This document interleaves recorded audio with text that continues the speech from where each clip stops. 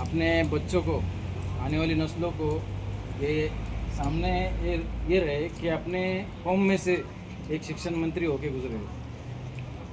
आज के जो हमारी मतलब जो एजुकेशनल की जितनी कमी है हमारे पूरे कम्युनिटी में, जितनी अहमियत कम है, उन लोगों के लिए ये तस्वीर एक मिसाल है। इसलिए हमने देना चाहिए अपने दोस्तों को कि आपके अंदर से, अपने कौम के अंदर से भी शिक्षण मंत्री होकर जा सकते हैं।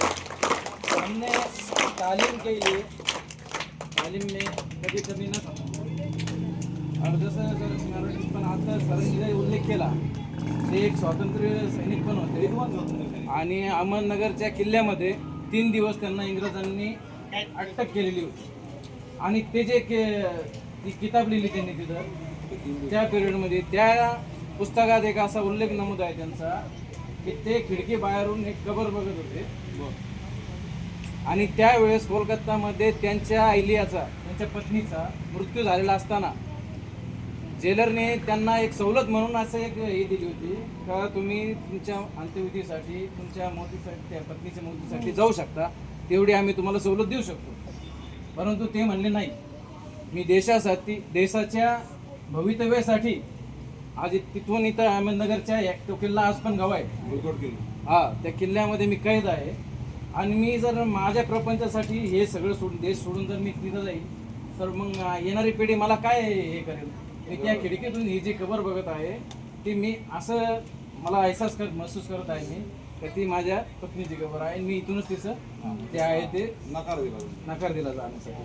तर असे हे शिक्षण मंत्री होऊन गेले आमच्या देशाचे पहिले मौलाना अबुल कलाम आझाद 1880 मध्ये 18 नोव्हेंबरची. आज त्यांची ही जी जयंती आपण इथं आमचे सर्व पदाधिकारी, आमचे मोहनभाई असतील, तिथं सगळेच मान्यवर अखिलभाई सर यांनी एक सुचवलं का आपण आपल्या शाळेला एक सत्र भेट देऊ, जेणेकरून प्रत्येक वेळेस म्हणजे त्यांना एक आठवण राहील.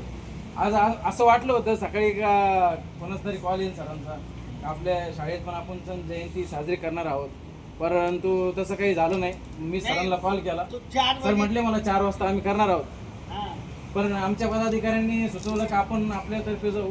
मला भाईचा फोन आला मला सकाळी, अखिलभाई पण भेटले, सगळेच होते. म्हणलं मग चला आज आपण देऊ त्यांची. तर या स्मृतिदिनी यांना अभिवादन करून एवढे बोलून थांबतो. जय हिंद, जय भारत.